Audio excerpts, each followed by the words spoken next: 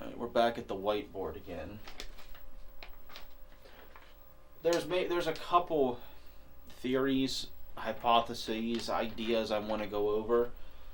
Of course, or any of these reality, I don't know, but all the data and everything I've put together, these are the main ideas I have.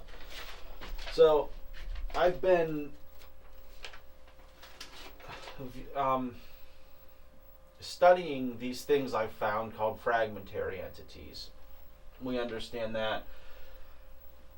Now, the thing that bothers me about these fragmentary entities is that they seem to be, well, initially, they seem to be in pain. They're always screaming, suffering, confused, which is a very disturbing thing. Their waveforms are jagged and erratic, and sometimes they sort of mimic humans, but they're very obviously humans. Now, this is disturbing for, just because it's disturbing. It's human-like things suffering, screaming. What does this say about us? But that's not the thing that bothered me, and I wasn't able to verbalize it. But the thing that bothers me is that they don't. It seems like they don't belong there. Is what it was my main thing. It seems like they don't belong in this paranormal realm. They decay. That's why they're called. I initially called them fragmentary entities.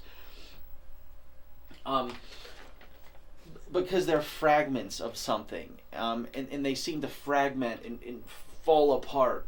Now, that process, I'm naming decay, paranormal decay, because when they're in this realm, that's what they do. They decay. They fall apart.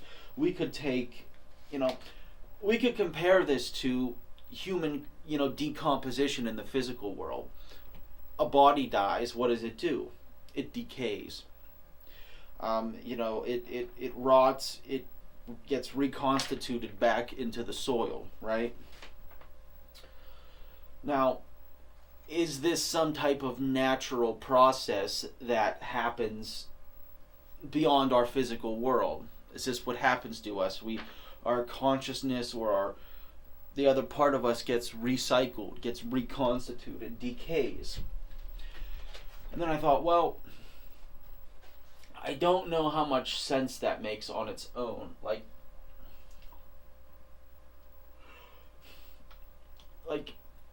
Is it?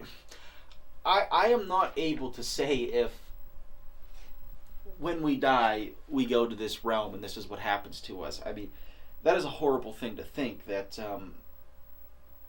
everything we ever were, everything we ever loved, our memories, get broken down and undergo this paranormal decay. I don't know. Who knows? But one thing I did think of is something called imprint theory. And there's different reasons I think this. I don't want to go into every single detail of some of the data and science on it at this point, but this idea says that the paranormal realm, we have the idea of paranormal resonance, right? And that's basically the human mind has a gateway within it that has some sort of faint connection to the paranormal. My machines manipulate that gateway or that bridge. It's dimensional bridging. Now, but because there's this bridge or this gateway, the paranormal realm, whatever ether or whatever that is, comes through the veil and exists in our minds. I mean, that could be why we're conscious or we're different than animals and things. That could be an aspect of that. It's freaking getting cold again. That could be an aspect of that. Now, if we imagine there's some of this aspect of this paranormal ether, let's call it ether in the mind, right? It's like paranormal ether. And when a human being dies, what would happen to that ether that's in your mind? When a human dies, it would probably retract back out into the realm of the paranormal. Imagine every human's born a tentacle. This paranormal realm has a tentacle that reaches into the mind and connects with it. When a human being dies, it slithers back out and retracts back into this paranormal, realm. So if you imagine that happens, if we could say, okay, it's possible that the human mind, the thoughts, the emotions, the memories, imprints upon that ether, that paranormal realm. And when a human being dies, it retracts back into the ether, then the ether has this imprint of the human being on it. And because that imprint doesn't belong in that paranormal realm, it's a physical thing. But so what we're seeing are fragments of human beings, and explicitly like powerful feelings or emotions or memories, which could explain why everything seems to be angry or violent, or maybe those things imprint stronger, or I don't know the exact mechanism by which this happens, but that's an idea. Now, if we think about all this is probably the part that is the most difficult to consider, and it's the most speculative. But what is the reason for paranormal decay? If if this paranormal realm, is connected to our minds and imprints upon, and we imprint upon it, why is there paranormal decay? Why are these? Is it just a random happenstance? Like, it's a byproduct of the cogs of the universe turning. Is it a natural byproduct of some deeper, realm of existence? If we think of like natural selection and evolution, like if we think in those terms, things don't have to be smart to be smart. Things adapt for what works. So, for example, what if there's a reason that this paranormal realm, for some reason we evolved, to be able to have this connection with this paranormal realm.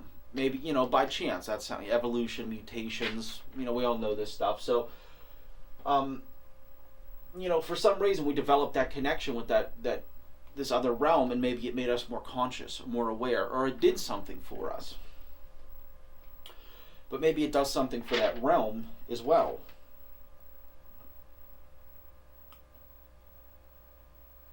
Now, this is very speculative, but and this is partly because I experienced something that seemed conscious on the other side. It made me think of the idea of the intelligent ether.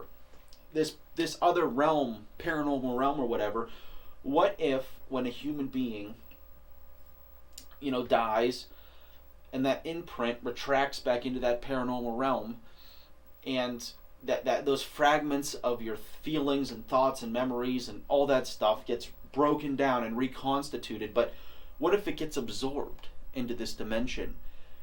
And in some ways it makes it smarter, it makes it more intelligent, it learns from it. So in some sense, this realm is learning from us, right? It's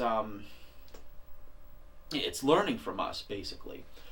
It's becoming intelligent, and this makes a lot of sense because, I've always thought that, okay, if there's ghosts or paranormal or some of these weirder things, why would they look human? Why would they talk like us? Like, if they're... To me, that just never always made sense. Like, it's like, if there's aliens, why would they, look like humans? It's a little suspicious if they're from some galaxy far, far away. They could be a three-headed crab monster. Like, it's kind of human-centric to think everything should look like us. or be like us. But if this other paranormal realm, this other realm of existence it leaches into our minds and takes something and learns from it. It's learning from us, so it would be using human beings as a substrate to build itself further. Which, that I don't know, there's a lot of implications to all these ideas. And these are, hypothesis, theory, ideas, more than anything else, but these are where my head's going at this point.